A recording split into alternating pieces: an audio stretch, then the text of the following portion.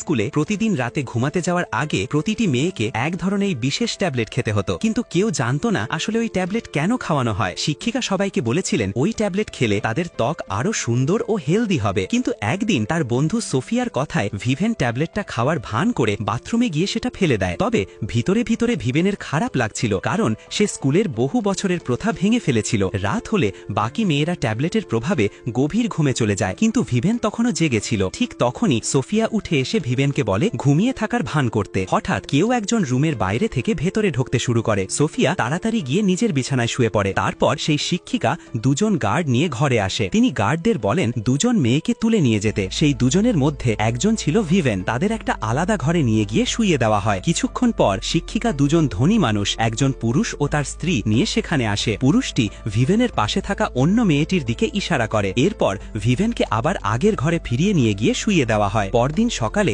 ভিভেন সোফিয়ার সঙ্গে দেখা করে। তখন সোফিয়া জানায় সে অনেক দিন ধরেই সেই ট্যাবলেট খাচ্ছে না।